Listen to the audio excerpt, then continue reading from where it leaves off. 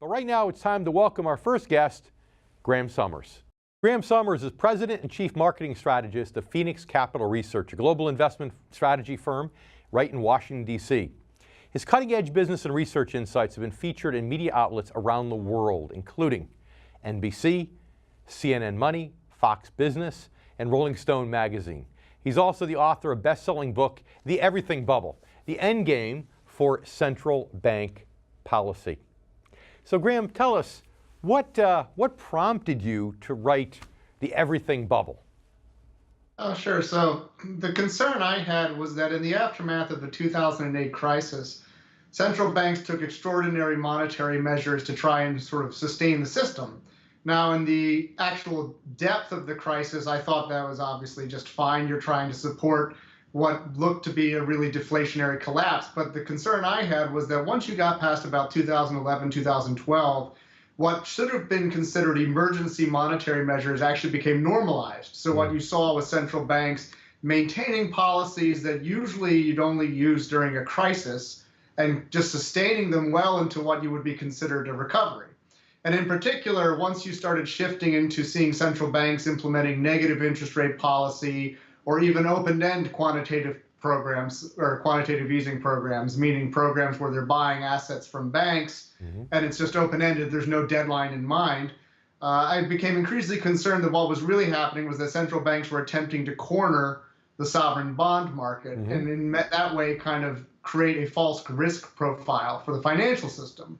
And it's my view that that's essentially what they did, and it continued onward. We still have NERP and QE and multiple central banks going right now. And so that became the concern because, as you well know, the sovereign bond market is the effective backbone of the financial system. No currency is currently backed by gold or by any finite assets. So it's actually sovereign bonds are considered the senior most asset in the financial system. But what do you think caused it though?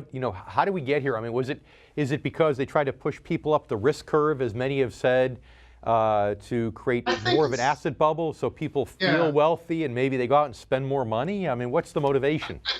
I think it's a number of things, honestly, and that's sort of the trillion-dollar question. I mean, on the one hand, you've got hubris and you've also got some career risk, which is, ever since Volcker, nobody at the Fed has ever really wanted to engage in an aggressive tightening campaign because it usually results in that person being canned. So that's one component. The other issue is that there's a chart in the book, but if you look at the total debt securities in the United States financial system and you compare that to the GDP, it really went parabolic starting in the 90s. And the concern, I think, is that really their view is that debt deflation is actually a systemic risk.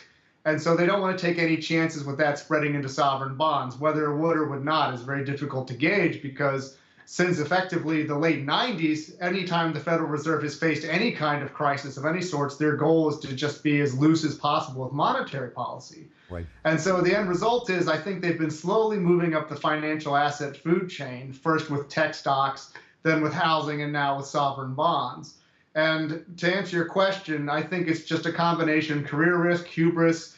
I think it's really hoping that there'd be some kind of wealth effect. And then, of course, there's the TINA trade. There is no alternative, which is if bonds and income producing assets are at very low yields, hopefully you're going to force people into riskier assets like stocks and things. That's pushing the classic pushing people up the risk curve argument, 100%. We need to leave it there for this segment. But we'll be back. We'll be back with a lot more in terms of words of wisdom from our new friend, Graham Summers. You stay with us. We'll be back in a moment right here on The Income Generation.